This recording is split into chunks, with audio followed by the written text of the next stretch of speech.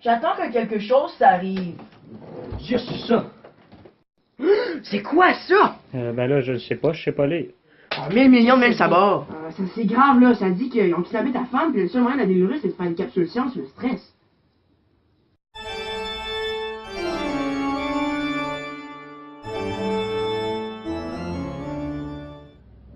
Hey, savais-tu qu'il existait deux sortes de stress? Qu'est-ce que tu veux dire? Ben, je sais pas, là, il existe deux sortes de stress, là.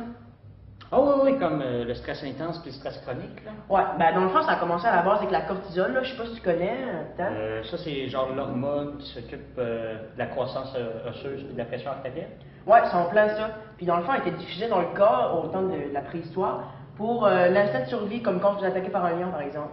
On était stressé et qu'on avait peur de mourir, nous devenions plus forts et plus rapides. Du coup, en cas de stress, une partie du cerveau appelée l'amygdale envoie un signal au système cardiaque. Notre cœur bat plus vite et on peut plus courir pour se sauver du lion. Elle envoie aussi un signal au système moteur et nos muscles se crispent pour qu'on puisse tuer le lion en main nue. Ainsi, elle envoie un signal au système hormonal qui dégage du cortisol. Ah ben voyons donc ça. Les stress chroniques. Même chose, mais c'est sur une longue période de temps. Le cœur bat toujours un peu trop vite, les muscles sont toujours un peu trop crispés et on a trop de cortisol.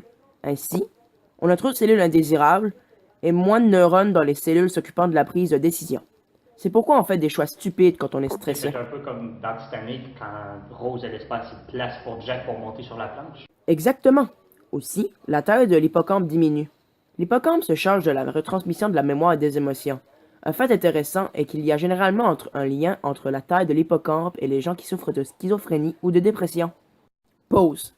Comme on était un peu lâche, on a décidé d'arrêter la narration puis de juste mettre des images avec ma voix. Lorsque le stress devient trop intense et difficile à gérer, il peut se répercuter sur votre santé. Le stress est un facteur de risque pour de nombreuses maladies, dont des maladies cardiaques ou des maladies intestinales.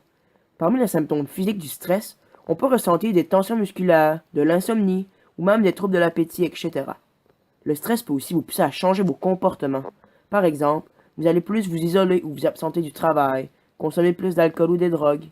Hey, Félix, penses-tu que tu serais prêt à faire une flash science, là? Pas vraiment, je me sens encore stressé là, pour l'instant.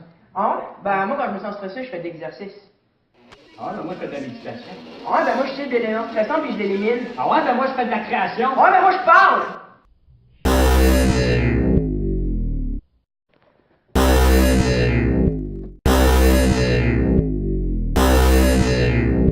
Bon ben là, on va être prêt pour faire notre flash science. Ouais, mais je pense à ça.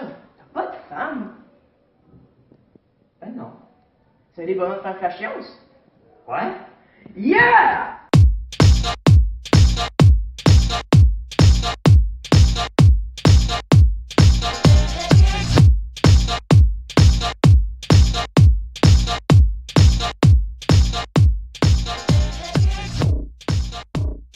Oublie pas de faire une figure quand tu sautes, genre...